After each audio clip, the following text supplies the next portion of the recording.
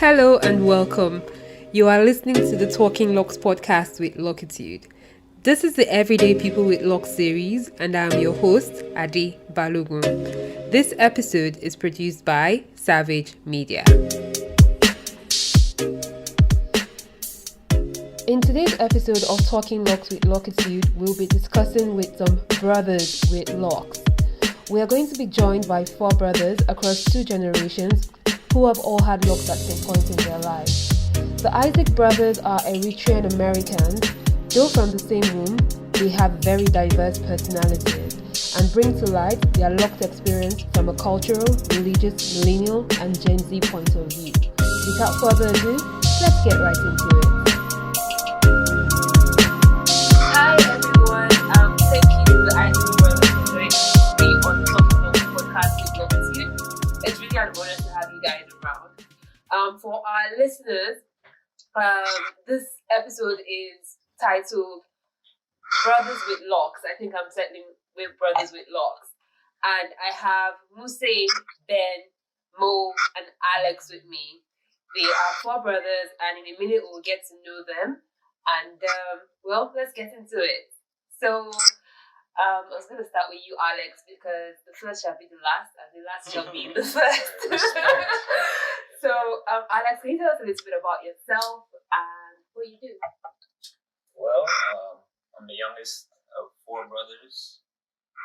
I'm 26 years old. I'm a videographer. I edit videos and I shoot videos, YouTube videos, and yeah, I used to have dreads.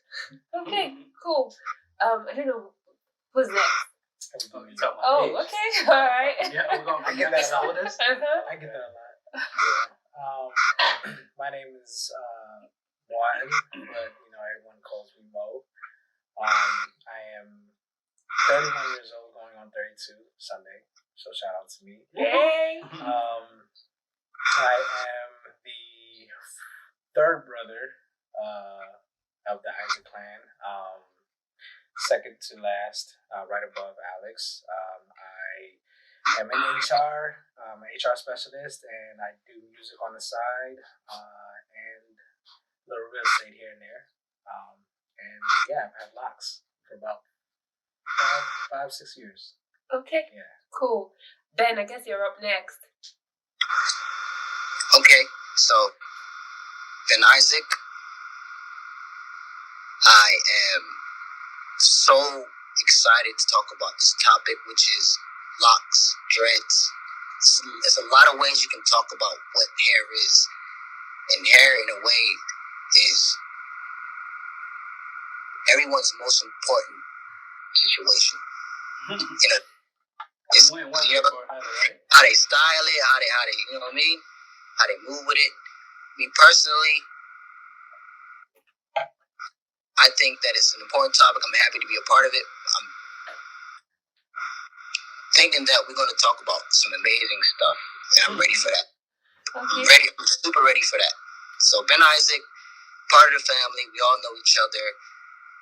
I had the luxury of hearing both my brothers talk before me, and I can't imagine what my next brother's going to say, and every other brother in the world who actually knows how to be a brother can respect that and understand that. So look, I'm here, Ben Issac, excited, super happy. Let's go. So we'll see. Yeah. So we've saved the best for last, huh? The oldest of the Issac brothers. Actually, there's 6 of us total. So our parents really handled their business. And I initially imagined that I would do the same, but I don't think so. Not at the times. I am a epic consultant. That's what I do as far as career right now. But what you would call a jack of all trades, entrepreneur, artist, designer, carpenter, sculptor, whatever. So I do a little bit of everything. I'm happy to be here as well. We'll talk a little bit about my experience with dreads. And let's go. Okay, fantastic. It was nice to meet all of you. Ben, are you single? Hold on, what did you say? Are you single? Am I single? Yeah. It depends on what single means. So, However, I will say yes to that because Okay. I feel like everyone is single. I almost feel like I'm going to get a lot of phone calls after this podcast airs. So I will put it in context from the beginning that Alex and Ben are potentially single, but ladies, Muse and Mo are off the table. So Sorry. So Not sorry. yeah, obviously I have a very Nigerian accent, I believe. Although someone told me it was kind of British the other day, I was feeling funky. But you guys have an American accent, but I know that you are Eritrean. And from meeting you guys, I do know that your Eritrean culture is very strong. I know that you guys have this American accent, but you can speak your local language, and there's a bond and brotherhood with that. So before we go into like what got you to get your hair locked in the first place, can we learn a little bit about Eritrea, because it's one of the African countries you don't really hear anything about. right. You know, so what does it mean to even be Eritrean? Who wants to go? Well, that's interesting because actually we are in our 30th year of our independence. The 24th, right? Tomorrow? Yep, it's coming Sunday. We'll be celebrating our independence from a civil war that lasted for about 30 years. And that was between us and Ethiopia. And it's actually pretty deep because our parents were in the war, their parents were in the war. So we're like literally first generation removed. So we can say we were, that connected to actual real life heroes and people who sacrificed themselves, their lives, their livelihood, and everything else just so we can be able to call ourselves Eritrean. So with that being said, being Eritrean means a lot, especially for the first generation. And experiencing that being first generation, you got to imagine the clash between the two cultures, the American cultures and the Eritrean culture. So when we're talking about this topic, locks and hair, we're very ingrained in our culture and in our religion. So there are like three main laws that we all kind of abide by, right? There's the cultural laws, kind of like societal norms. There's the law of the land, which is like law of government. And then there's the law of religion. So very religious people. And Eritrea is probably broken down 50-50 mainly between Muslims and Christians. But either way, however you look at it, how you present your hair is a big deal. So because of that, we all have grown through a lot of situations, and I can be the one that attests, and everyone here can attest what it's like to have hair and to be able to represent it the way you represent it, based on your influences not only of the Eritrean culture but also the American culture. And when you have those two meet, you're going to get a lot of friction. So it's pretty interesting. Okay, this is already going exactly where we want it to go. I'm happy about where the conversation is going because I think there's a lot to gain from it. I think you guys are like 4 different individuals that we would get to meet in the course of the interview, and we would also be learning not just about why you've decided to lock your hair for yourself and how it's affected your life as Americans, as individuals, and all of that. So, wow, I still have so many choices. I don't even know who to point at. Mo, let's talk about your hair. How you said you had locks for about 6 years. Yeah, 6 years. And why did you choose to get locked in the first place? So interestingly about me, excuse me, I had locks in high school. I had cut them then. I regrew them, cut them then. Regrew them again in college, cut it again. Why'd you cut them so many times? So It's a compulsive dreadlocker.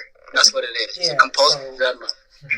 So the first time I actually grew it out, it was I want to be like my older brother kind of thing. You watch somebody that that's influenced you your entire life, and you're like, hey, I want to do that too. But then I cut it because I got into a little bit of trouble, and I had to face a judge, of course. It was nothing serious. It was a traffic violation, but I don't want to incriminate myself. So Well, okay. The thing is, you didn't want your hair to make an impression on An the impression on me, exactly, because I already knew what it was gonna be. What happened Loc's represent? As soon as I faced the judge. And what year was this? This was, what year was this? This was 2007. I cut my hair. Yeah. Okay. 2007. I cut my hair. How long had you had it then? I think I started growing it out my sophomore year. So that was 2 years prior to, so 2005. So I had it for about 2 years. Okay. And then I cut them because I had to face a judge. And then I grew them back out. Second time, I can't quite recall why I cut it. I might have done it for a girl. She didn't like you with dreads? It's not that she didn't like me with dreads. She preferred me without them. That's how she put it, at least. So she didn't like you with dreads. That's what it was. Okay. And then the third time I went to college, I was living in Florida. I grew them back out. But I grew them out for a very short period of time. Cut them off real quick. Let's see. I know this was my 5th time I cut it, so that was 3 times. The 4th time, I can't really recall why I cut it, but then the final time was it was to please my mom and my mother and my mother-in-law, soon-to-be mother-in-law, for my son's baptism. Oh, interesting. So another impression in front of the priest and that whole thing, and because of the social stigma that dreads has, especially within our culture. Yeah. Anything outside of short hair in our culture doesn't matter. If it's braids, if it's twists, locks. If a man grows his hair out, that's considered, I don't want to say shameful, but it's frowned upon. Yeah, irresponsible. Right. Yeah. And it's interesting because there are photos of, like ancestors back in our culture of, cornrows and men doing hair. hair. You know what I'm saying? So it was. It's. I don't know, but I think it's because what America represents when it comes to, or at least what it portrays, the culture of having locks or even cornrows or any type of long hair. Our parents feared what, which would they rightfully had every, reason to do so. But it came with that stigma, so they didn't want it. Yeah. Okay, so Ben, I know there's Musi had mentioned to me earlier that he may have been the first person in the family to start his locks. Who started it first? So, is it you or was it Musi who was the first person who started? I understand what you're asking me, but I think that's beyond the point. So yeah, he's smart. Yeah, it's beyond the point. It's beyond the point. We've had this so many times. I have no problem. We can get into the details of all that, but what matters is dread. Is dread, right? So who had dread? Shit. I had dread happening before I got dread. So dreads to me is a correlation between. I had dreads before I got dreads. So knowing that, he went philosophical with us. Okay. Okay, that's fair enough. But I was trying to get who the first person was for a particular reason, because I can imagine showing up at home and having to face your mom and dad. Okay, so I can answer that, right? Okay, was it you who first? We'll start. No. Let me intervene now before Moose says he wants to get it. All right. As you host so smart and strategic. Look, Moose had the hair issue for a long time. Way before everybody. It didn't matter if it was dreads, hair, or it was cornrows, or whatever hair was. Mm-hmm. It was always an issue because culturally, women should have long hair and cornrows, and it was so for the culture. It was like, all right, don't do that. Not just culture, it's just religion, and religion is a funny word, but just culture and what people believe in, what our parents believed in, and which is still very alive and well today, which is what other youths go through. What other parents deal with their youths. And I don't know if you have, all of us plan to have children, we're gonna have these same conversations that come up, and then you have to be able to patiently discern how to approach a son or a daughter who are in some sort of rebellious state. So look at it from the bottom up. We have, as young ones, we're figuring things out. We're be 17, 13, 11, 12. We get so bombarded by rules and regulations that do pertain to who we are and what we have to go through, but there's a disconnect when you come from a third world country or your first generation son or daughter, and you have to be a part of a culture that you wouldn't ordinarily be a part of because you're growing up. Like, I used to be able to speak my mother language very fluently, my mother tongue, like easily. It was easy for me to do that, but I had to go to kindergarten, I had to go to school, I had to learn how to connect the dots. As my parents were at work 24 hours basically. You know what I mean? I have to be able to connect the dots and portray that, all right, maybe this is why you don't want me to do this, but you can't possibly explain that to me because you're so busy. Because you have to go to work, you have to do this, you have to do that. So it was a culture clash. It was like a culture clash. And then a lot of the relatives that you have, if you have siblings, you have people before you that can go through certain battles that you don't have to go through individually. It's a blessing. So Moose himself had to go through certain tribulations that he couldn't explain to us as younger generation sons, because he probably walked the desert. His feet probably felt how it feels to walk in Sudan, and you know what I mean, like certain aspects of the culture that when he made it to America through the glory of God and what our parents did and what they went through, he had to take on a lot of the force of the blow and the burden that a lot of us wouldn't necessarily ordinarily go through. So put that into perspective with the fact that just one topic being hair or growing your hair out was a form of trying to express yourself and figure things out. That's right? true. That's absolutely true. And I personally did not see Moose go through it. I seen Ben go through it. Me as well. Yeah. Okay. And he's seen. Yeah, it makes sense though, the way we grew up, right? So initially, when we came to this country, it was just me, my older sister, and my younger sister. So we kind of got naturally grouped up as far as like, all right, y'all the oldest, y'all the responsible ones. And we had to deal with a lot of this, sort of helping to rear the younger children. And then at that point, Ben was conceived here. Yeah. But he was produced back in Sudan. Conceived there, but born here. Exactly. Vice versa. However you want to put it. So he was in the belly when we came here. Do you know what I mean? So as they were growing up, they were kind of closer. He was kind of like our green, the bottom three. Right. He was like our, right. you know, he kind of ran. And that's why Alex and I, we seen Ben go through that right, because at that point I was already gone. When they got of age where they were ready to challenge our parents, I was already in college. Right. So it was almost like they had to deal with that. Right. Yeah. So I gotta say, I had it probably the easiest because they all went through. I was gonna ask, I was kind of expecting why? that I was gonna end up getting dreads probably. So because the three of us had already gotten it. Yeah, they couldn't really say nothing. What are they gonna say to him?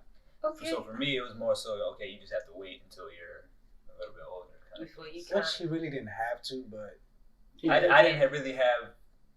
He could have major interest to get it until I was around maybe in like high school, like my sophomore, 11th grade year.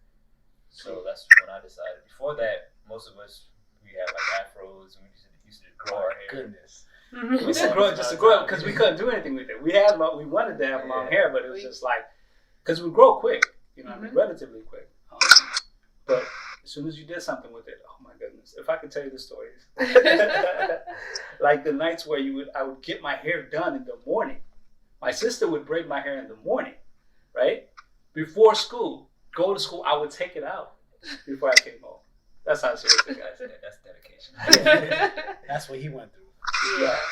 Okay, so Alex, I feel you had it the easiest. By the time you were getting it, it was fine. Yeah. So why did you choose to cut your hair? Okay, so when I cut my hair, I was in college. And, I was just kind of at a point where I just felt like I needed something. The change? Yeah, I needed a change. So, it was kind of stressful. I was going through a time where I just felt like I needed to be a new person, you know what I mean? So I decided to cut my hair. Kind of like a clean slate type of deal.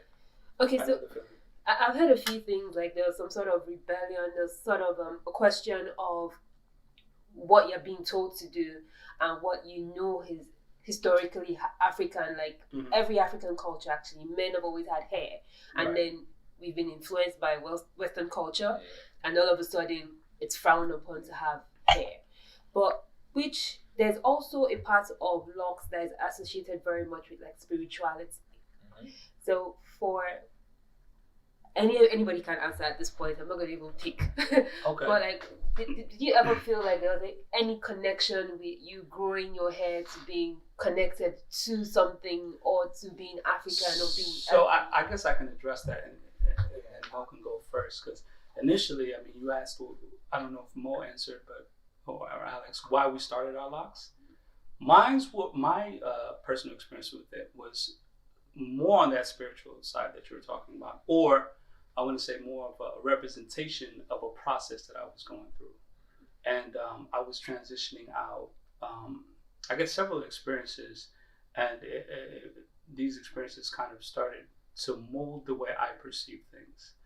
And for instance, let's say in a relationship, and I started to find myself sort of judging everyone the same based on this terrible relationship, mainly women.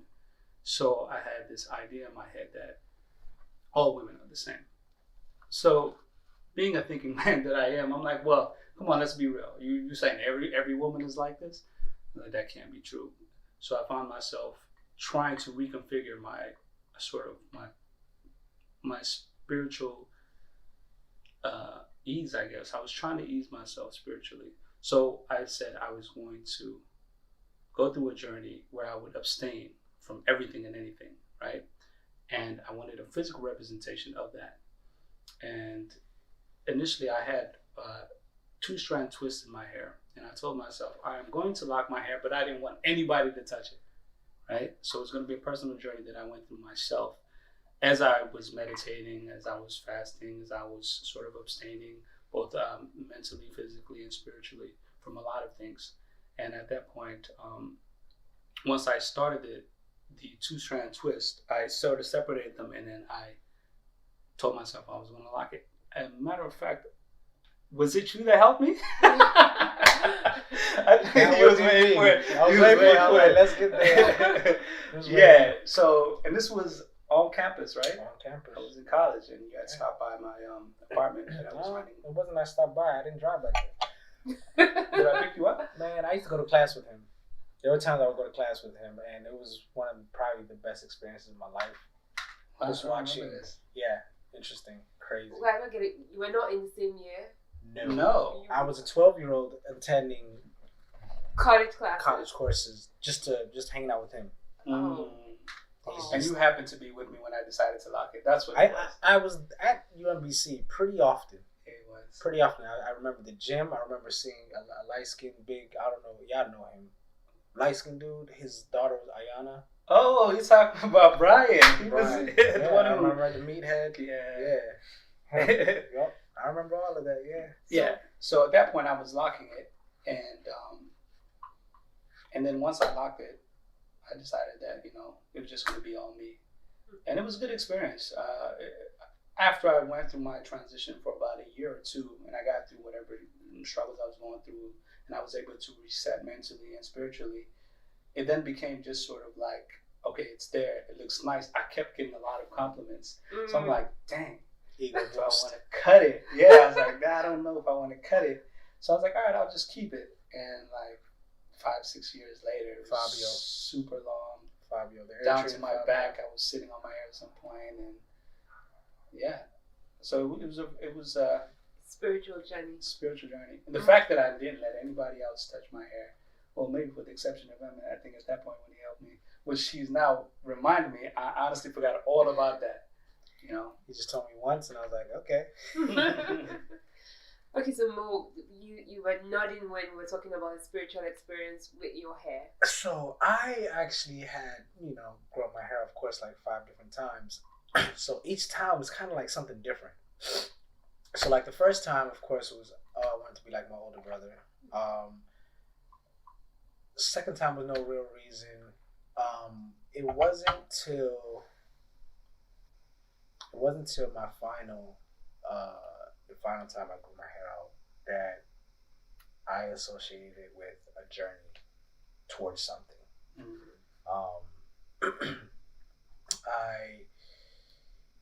I can't remember if it was a heartbreak or what it was. It's usually that. But it also pulled me closer towards, the whole smoking marijuana and kind of getting into deeper and harder into that, and meditating and literally, like, I told myself this will be a representation, and when I'm ready to cut it, this will be me letting all that baggage go and moving on to the next step. So when my son was born, although I did, my mother-in-law, my soon-to-be mother-in-law, and my mom,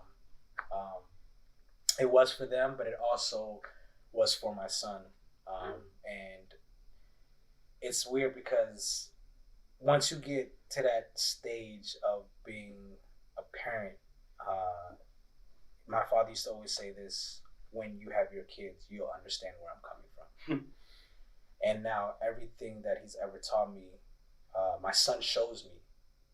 Wow. Right? And then it's like, oh, there goes that lesson. I remember that.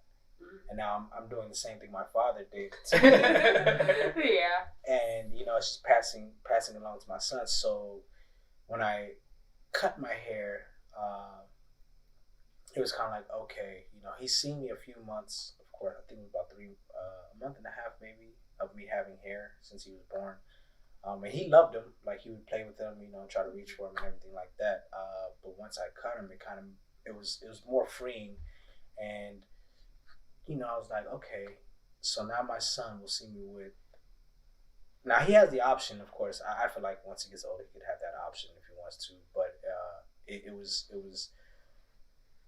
letting that baggage go and knowing that because I'm not carrying it anymore, I won't, project anything onto my son, because I made a deal with my hair and in a spiritual way, and of course, talking to God throughout the entire process, trying to figure out whether it was the right thing to do or even right to have it or not, and of course you figure that out along the way. I personally don't think there was an issue with it, of course, but now where I'm at now, I kind of feel more in a mature state, and not to say that it was immature, but just letting that go allowed me to move to that next step. You're making your own decisions based on your own experiences, not based on, because I can second that. There's a lot of cultural influences on both sides, both Eritrean and American culture, and you see the way it's perceived. So you inherently absorb a lot of that negative outlook on that, even though you yourself knew there was nothing wrong with it, but you kind of felt some kind of way. You're being judged everywhere you go. Yeah. Chip on your shoulder. Yeah. So Issac, this one's going to be for you, being the youngest of the clan.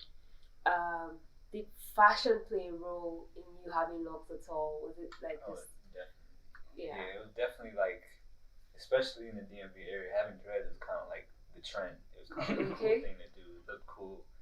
Like, for me, all the girls liked it, you know what I mean? So, yeah, it was definitely a fashion statement in a way. Yeah. Okay. I understand you guys are Christians, right? But it almost sounds to me, I just learned recently, I've learned a lot of things from the Eritrean culture, because you guys were, some weeks ago, you kind of said you were having Easter after Easter. So I was like, what's going on? So you do still hold on to the Christian Eritrean faith. Yes. Right? Yeah. And so having locks as a man and being a Christian, how did that impact your religion? That was Ben. Ben, I think you can answer that. That's for you, apparently. Did we lose him? No. I'm wide awake. I'm listening very carefully. I was thinking about that one.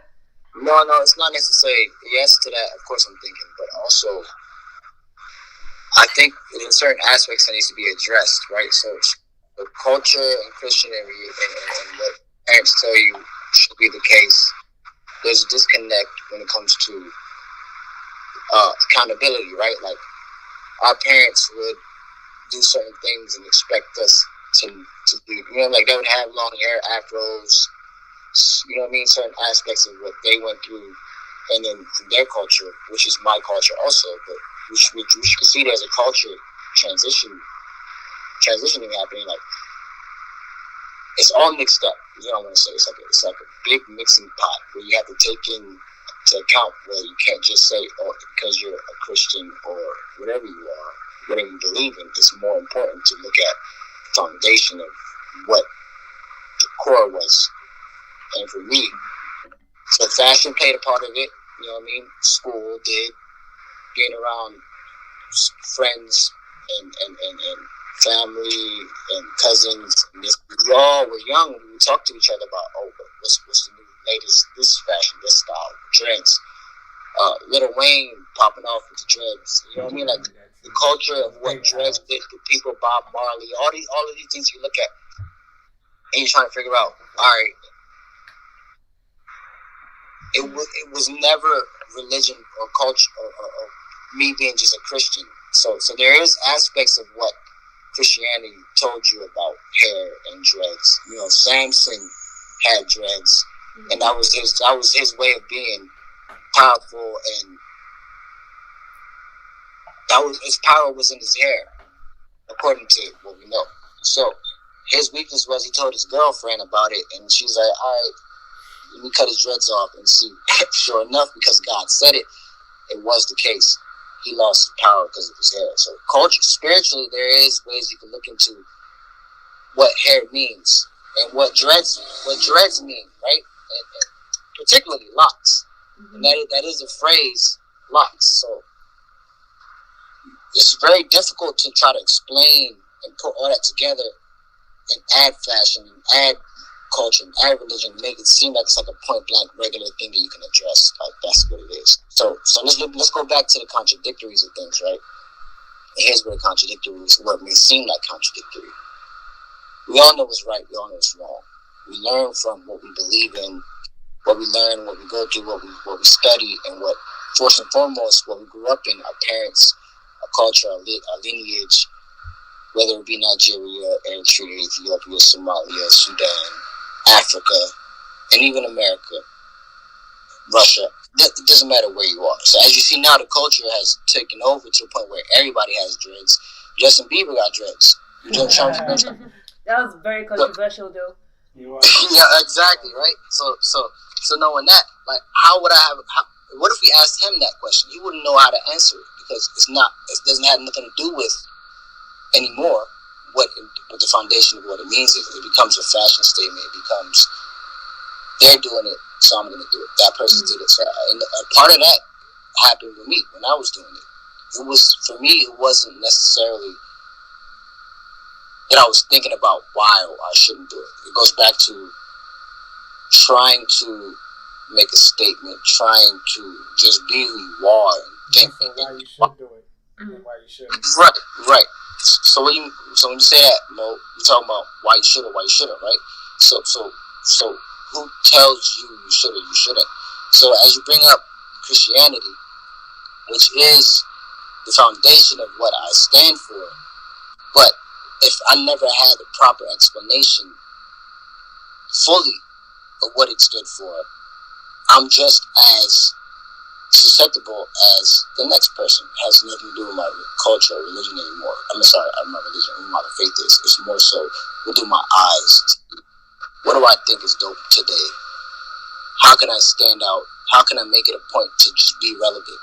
Because a part of that is important too, being relevant, but that shouldn't be the reason. But as a young boy, me knowing that I know what I went through, all of that, I know that was a fact. So I was listening to my foundation, my parents were saying. It stuck with me because they brought me up that way. And I'm grateful for that because now looking back, reflecting it, now I understand what they were saying.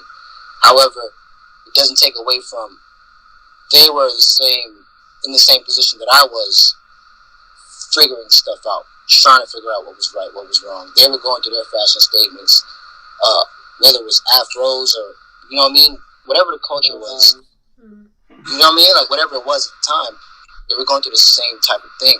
So to me, collectively, we grow together and understand together how to deal with this, and we don't judge anybody. So dreads is one thing, but hair is one thing. But if we want to focus just on that, I look at it very broadly too.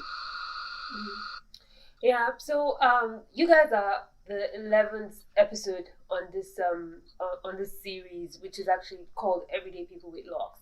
And I've talked to kids, I've talked to people from a perspective of aging, Locs and the corporate world. And what is interesting, and the reason for me, the essence of this podcast is really trying to examine and understand where we're coming from and why there's so many negative connotations towards the hair. Like, you said you cut your hair because you're going to appear before a judge. You cut your hair again because your mother-in-law to be didn't necessarily agree with it, even if it was your decision in the end. And there's all the stories that we all personally can pull together. And I'm really happy because I think 2 episodes ago we talked to someone from Kenya who I thought that East Africa, because when you do go to East Africa, you see more men with locks than in West Africa. So I just felt like, hey, it's their accepted culture. So it's interesting when I speak to East Africans, Americans, and the story is kind of consistent. Well, I think I have an idea why that is. Okay. So I think one of them touched upon it earlier. Our parents weren't really against the hair. It's about what the hair represented based in the eyes of the Western world. And they were having to raise us in this Western world. And they didn't want us to be sort of lumped up with the stereotype of what it means to be black And with dreads and fall victim to judgment, police, whatever it may be. And it took me, growing up and getting older to understand that. Before I thought they were just judging people and dreads. You know what I mean? Yeah, and I want to actually They were more so running on fear. touch on that. Like before, when I started growing my hair, I didn't really maintain them, right? And it was kind of just like that.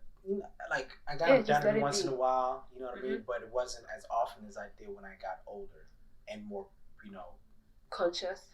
Not just conscious. It was more of a professional world, and also in my mind, it's like the cleaner they are, The more accepted they will the be. more accepted they will be. But isn't the irony that why should we as black people be in a position? I almost feel like we're the only race, I've said this probably countless times, on the planet that wake up every day and have to think about how we wear our hair. Because when you see people of other races, their hair doesn't count. It's so It's deep. not the means of how you judge really them. deep. It's not. It goes from how we wear our hair to what clothes we have on to whether or not we should be able to wear a hoodie, like running outside. Like all of these things we have to compensate for, and our parents knew that. So though yes, they presented their apprehension to us having hair, period, as though it was from a religious standpoint, from a cultural standpoint. I believe it was more so in fear because they're like, how could they navigate through this world? Right. How can they navigate through this world? And we already see what it means to be just black, period. But then black with dreads. I also feel like culture and unity is feared by the Western world. And when people band together, right, they're stronger. My father used to tell this tale about family. With the sticks. Family that used to argue all the time. His kids. Man whose kids used to argue all the time. And he always used to tell the story whenever we get to arguing. So man told his kids, each and one of you go grab a stick, a piece of branch, whatever, and bring it back to me. So they all came and he said, you break yours. Sure enough, he broke his. Told her, you break yours. She broke hers and everything. He said, go back out and grab another branch. They came back. He tied it up. He said, now try to break it. And each one of them tried and were not successful. Mm-hmm. So the whole point of that was to say that when you band together, you cannot be stronger together, right? Strong together. So I think in the Western world, right, when there's culture and unity, they don't like it. It's feared because the stronger you are, the more unified you are. And Locs are known to be a form of rebellion, right? And I'm not gonna lie, there was a part of me who had that. I don't give a damn. I'm growing my hair out. Who cares? So early on, it was like, just growing it out. And then when I got older, it was kind of like, who cares? I'm gonna take this journey. I'm gonna do it for me. And I don't care what anybody else. I don't care how anybody looks at me. But at the same time, there was still that, like he said earlier, the part that you absorb. That part that absorbed, which is why I kept it clean. Yeah. It's actually very interesting because, like, on my own part, like, my experiences are completely different from yours, but they're parallels to the whole story. So being a female, you can't have long hair, so nobody's going to bother me for having long hair. At the same time, I still had a few blowbacks. My mom didn't want me to have my locks when I started for the same reasons, fear, Western perception, and all of these things. And I have been coming across new material recently in my life that kind of suggests to me how powerful it is for you to be influenced by society. And I feel that there's an opportunity in speaking through the hair to be able to take back our culture, take back that unity, like see the similarities between us, and to understand that we look at all of Africa and we're all divided by these borders that don't even represent us per se. They're all like a man-made construct. So at what point do we wake up and realize that how can we change society's perception is what I'm trying to say. Since you guys are men who you have that Eritrean African background, you grew up in America, you've been here for most of your lives, like, do you think there's any chance? Are we going to go on like this for another 50 years? Do our kids have a chance to be able to wake up and say, hey, I want to do this hairstyle, and you're not going to frown at it or appear in front of a judge and be judged? Well, I feel like, in all honesty, I think where we are now, right, being first generation removed, I can teach my son, I could be the bridge between what my parents were trying to teach me that I didn't understand, that I now understand, right, because of the language barrier and the cultural barrier. Now that I understand as an adult, I could explain that to my son because there's no language barrier. Like, my parents to this day, they still struggle with English. Like, they get their point across in English, but it might not be the most well-constructed sentence. You know what I mean? But I have that, and I could explain to my son exactly what it is, and I can instill that in him, and he'll understand it a lot better than I did as a young child, right? So if I can wake my son up earlier, right?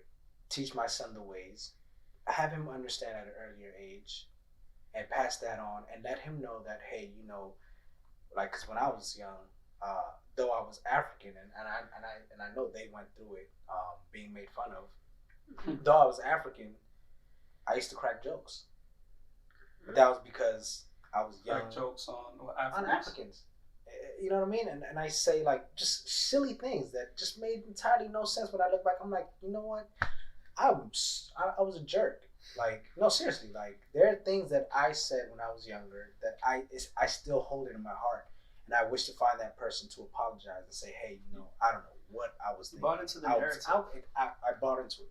America sold me a dream, and I thought, and it made entirely no sense. Let's think about it like this, right? And this is what we were having a conversation about earlier, as far as like controlling the narrative, right? So if you have an issue with a group of people, best way to get everybody on your side is to demonize them. Anything that's their culture, make it seem as if that's bad. And like you said earlier, right? You said, okay, Kenyans Ethiopians, some Eritreans in that part of East Africa have hair. There are pockets and tribes that do that, and we can say we have these images that are actually posted up on walls wherever we go when it comes to like Eritrean events of guys with long hair and dreads and braids. So why is it that when we're here now, all of a sudden it's like it's not part of our culture? And that goes back to what I was saying earlier. It's the fear. It's the fear of what that means to those who are controlling the narrative.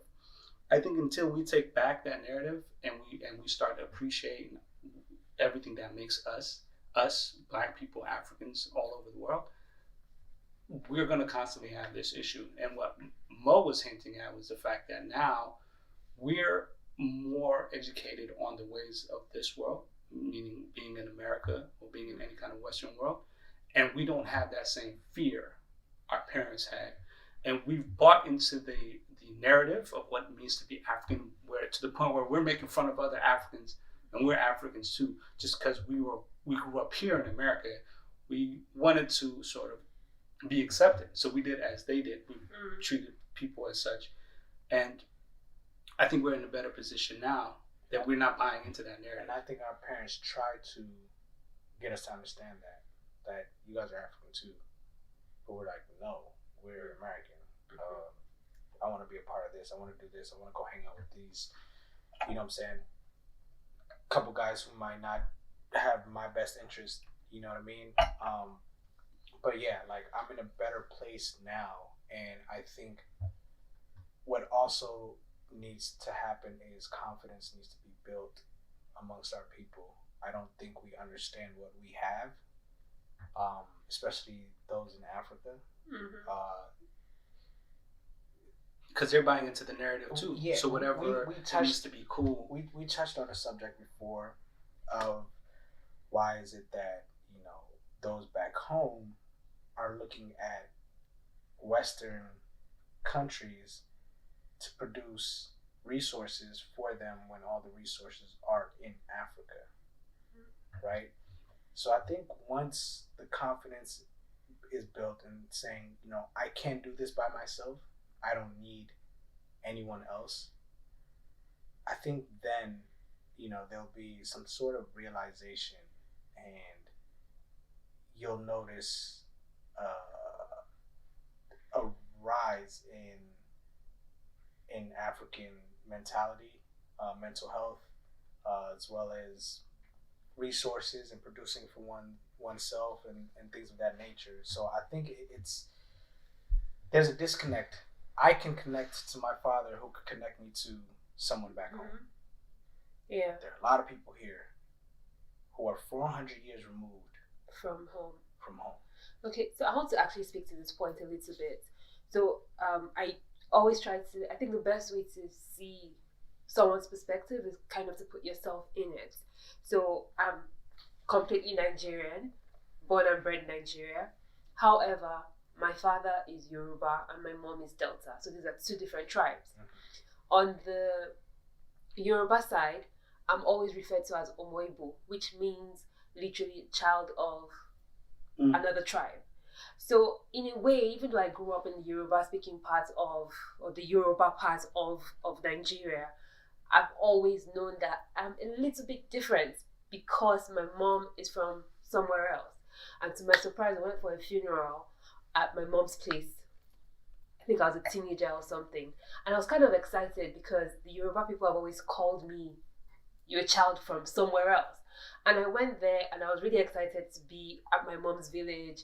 I wanted to see the river that I've heard so many stories about. And I met some of the family members and I introduced myself of who I was. And the first thing I was told was like, oh, you are the one from the other side. So it got me for a minute. I was like, so it feels like nobody wants me. Trust me. We can So yeah, I just want to kind of understand, are you African? Are you American? You're definitely not African American. Yeah, I think you kind of fall into this gray zone, right? Because I mean, from my experience, and I'm sure they share the similar experience, it's like when you're here, you're not quite American, because they'll look at you and they say, you're not American.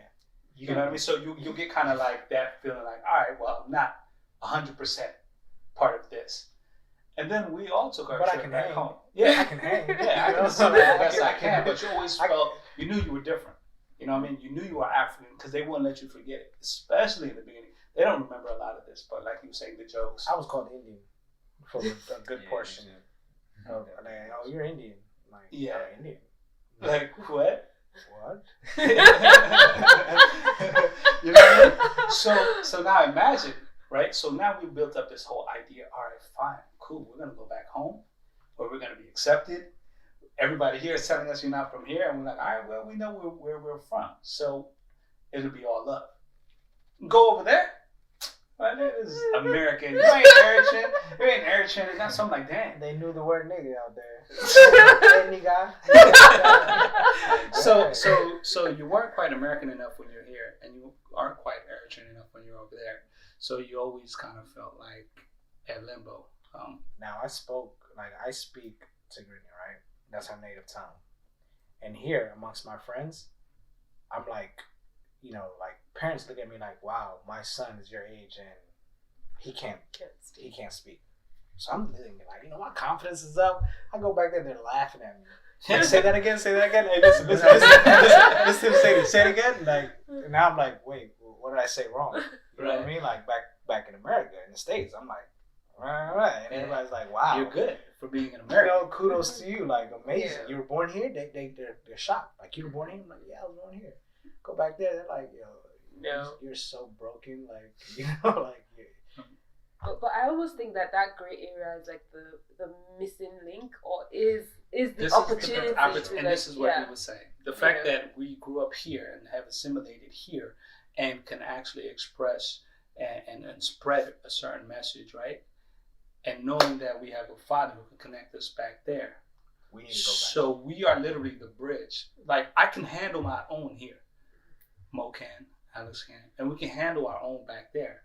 So we're literally that generation that can bridge the gap, because we understand why Eritreans on this side and how they feel about being about Black people or Black America or Black people in the diaspora, and how Americans or Black people from here feel about Black people in Africa. So the narrative to the Americans, Africans are over there butt naked, spears, climbing trees, chasing, right? Which is totally untrue. You go over there, they think all Black people are gangsters, are thugs, you know what I mean? Mm-hmm. Or basically whatever the media portrays, whether it be music, propaganda, whether it be music videos, movies. Yeah. That's what they believe. So, and funny story. First time I came to America, I booked an Airbnb in Queens, in like the most Indian part of Queens. But this is me from Africa. I have no idea what's going on. As far as I'm concerned, I am in America. Like, it's one place, there's no difference. So yeah. And on the balcony one day, and some dude walks up to me and kind of tries to let me know that I'm not supposed to be here, sort of. Like, it's like, so, you're visiting from where? I was like, yeah, I'm visiting from this. And he kind of made me see, and I saw it instantly. Like, when he just told me, oh yeah, like, this is like the Indian part of Queens. And all of a sudden, everybody around me was Indian. And I was like, oh my God. You began to realize. But I felt safe. Then I go to Brooklyn to see a friend, and it got dark, and I was trying to get myself back to the subway, and I just saw some Black kids hanging on the side of a building doing stuff, and I instantly was afraid, because everything I have seen as an African about Black people standing on the corner of a block is that they have a gun, they're selling drugs, and they're going to kill you. Yeah. So I kind of, in that moment, I realized, oh my God, you're buying into how can I actually even feel safer amongst people who don't look like me? I feel afraid of people. That's the point of the narrative. That's the intent. So the intent is to disconnect, like you were saying, divide. To disconnect people from their culture, right? So imagine 400 years disconnected, right? You probably can't imagine that, because you were born and bred in Nigeria. Yeah. You know, I have a father that can say, hey, this is where I'm from. Go here. When you go there, go say hi to your uncle. Go say hi to your aunt. Go say hi to your cousins. Go visit this. Go visit that. I can direct you from over the phone and say, hey, you know, go here, go there. My friend who is African American cannot go back home.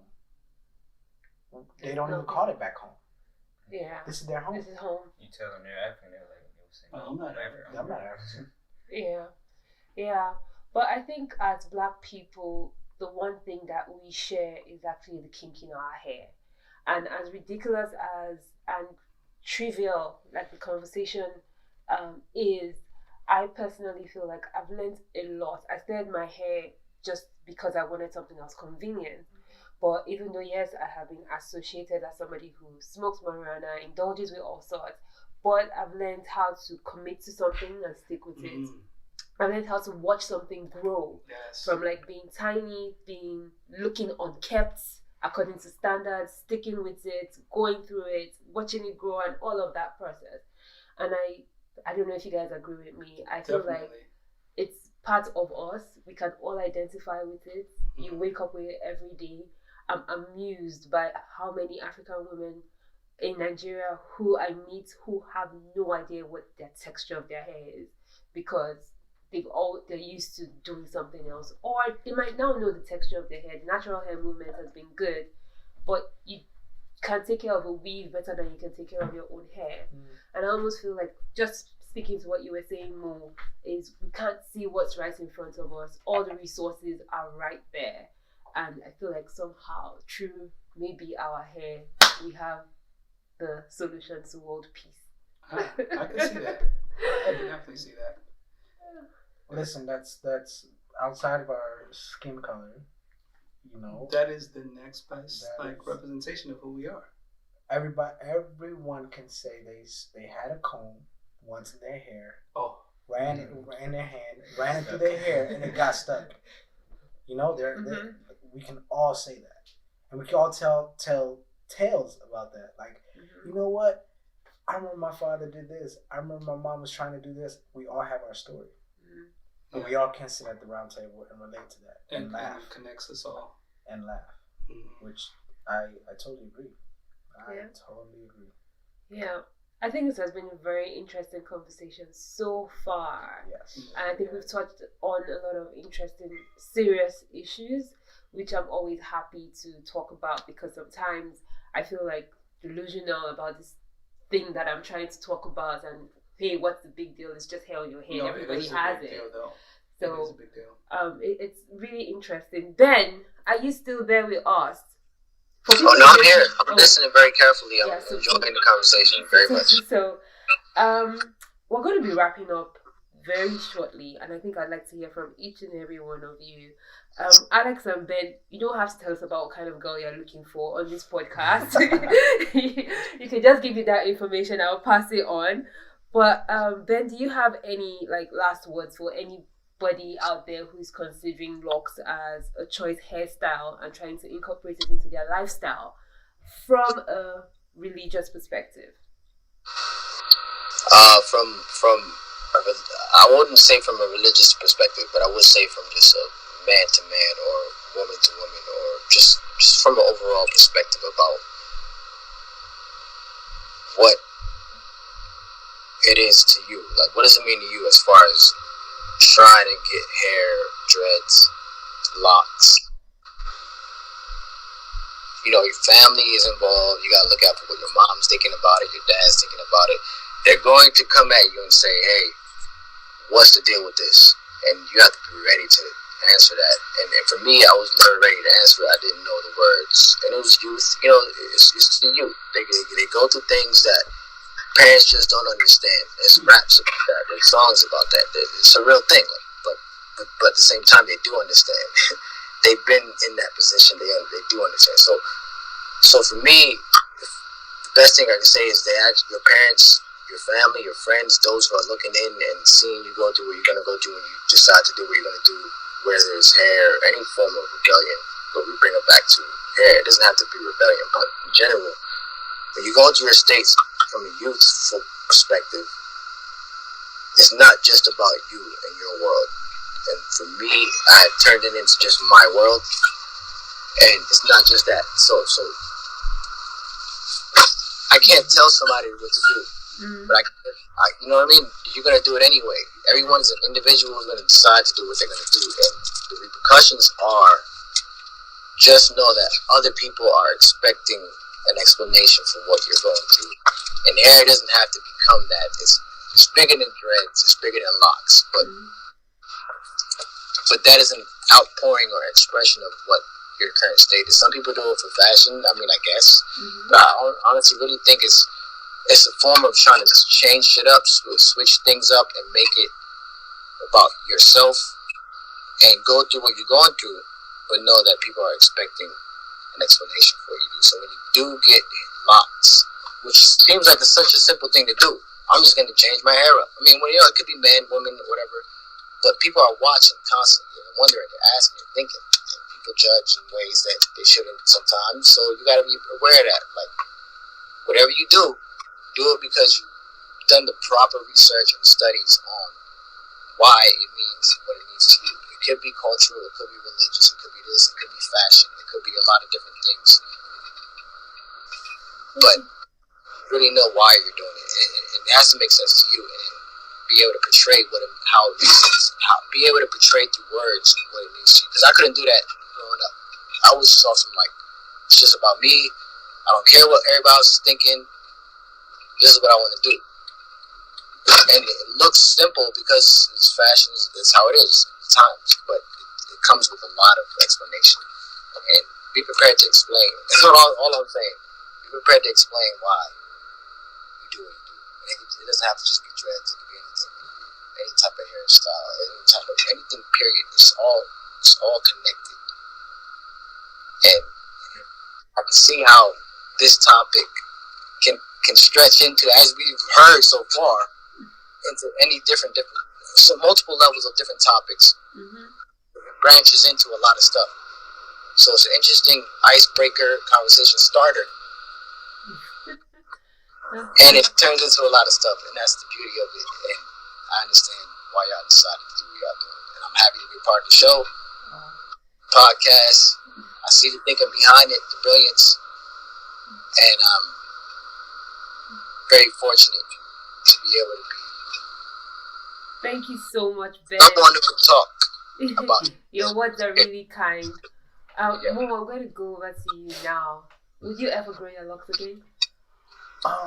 If my scalp could withstand. You're not going bald, are you? I wouldn't say I'm going bald, but I just think this time around, I don't think it would be conducive to me keeping my hair. Yeah, I think I'm at an age where it's possible that I might, Yeah. But I mean, here's what I say. If I ever get to a point where, or when I get to a point where I'm completely established, my kids are grown and everything else like that, and I know there's going to be a point where I'm going to be stuck in my ways and can't nobody tell me nothing.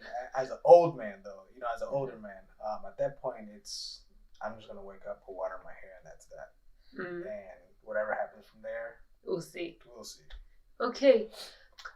I was going to go with Musi, but let me go to Alex. Since we started with Alex, I'm just going to give you the honors of being the first, shall be the last.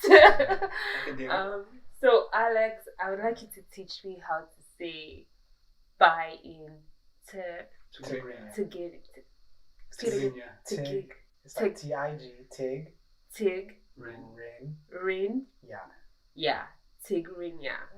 Can you teach me how to say bye in Tigrinya? Okay, well, there's multiple ways you can say it. One of them is Dahan Hederu. Oh, the easy one, please. You can say it on Dahan Hederu. Dahan Deher. Dahan Heder. Okay, Dahan Hederu. Okay, all right. Thank you very much. That's how we're going to be ending the podcast. Awesome. So, yeah, I'm going to say, So I would say to you, if you did decide to have Locs and your partner to be in the future didn't want them, would that be a problem for you? That's a good question right there. I'll put it like this, right? If my convictions were strong enough and the reasons for me having dreads were strong enough, then I would just go based on my feeling. If the reason was important enough for me, and she would have to understand that. Because if it was something that was simply just an opinion or a dislike, then it really doesn't give me much to consider. But if she gave me good reasons as to why, and if it were perhaps hindering like us as a unit, then I would consider not having it. But no, I don't think I would have let even my partner's opinion of it, if it were important enough to me, to dissuade me from getting dreads. Okay. Thank you so much, guys. I think we've learned a lot in this conversation. I have been fortunate to have the Issac clan on the show, and believe it or not, they are like 4 very handsome brothers. Only 2 are available. I'll say that again. But I think the most important thing is this series is almost coming to an end, but we have found a way to genuinely kind of carry on the same conversation from different perspectives. And I'm very happy to have had both an African perspective and an American perspective on the issue. We've learned that perception is everything, and the reason why it's still frowned upon as perception. However, the world is evolving, and we're becoming more integrated as a culture. We're all speaking the same language right now, for instance, even though we're from very different parts of Africa, and our native tongue is so different. But right, that division has given us another kind of unity that we need to hold on to, and that we've realized our hair is part of that solution. So maybe I'll be doing a paper thesis or something to say, hey, hair is the solution to all the world's problems. And it's been very interesting to learn about you guys, your family, your religion. And I'm really just excited. I do hope that somebody out there has learned something from this conversation. We've gone well over an hour. This is possibly the longest podcast we've had, but that's fine. With 4 guests on, so I think we managed the time perfectly well. And with that, I would say thank you so much. It was such a pleasure having the Issac clan on. I'm very glad you guys did this with me. Awesome. Thank you so much for having us. The pleasure was definitely ours. Yeah, so to everyone out there, Dan ha hederu. If you don't know what it means, just click rewind.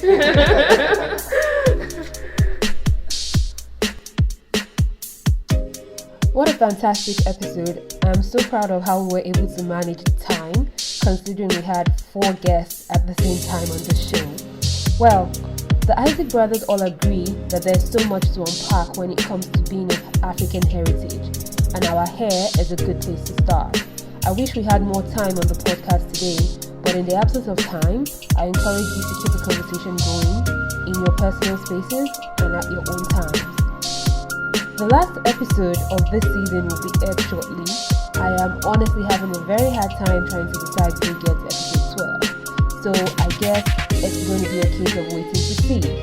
There will be a bonus episode 13, where our producer and I, Savage Media, will review the season's episodes, your feedback so far, and if it has all been worth it. Thank you so much for tuning in and listening to the Talking Locs podcast with Locitude. It has been such a pleasure being your host. My name again is Adi Balogun, and thanks to our producer, Savage Media. Please don't forget to follow us on social media. We are at Locitude, LOCITUDE, and you can find us on Instagram, Facebook, and Twitter. And for more interesting podcast episodes on Everyday People with Locs, don't forget to subscribe to our podcast. We are currently on Google, Apple, Stitcher, and Spotify podcasts. You can also find us on YouTube. And don't forget to keep it locked with an attitude. Bye.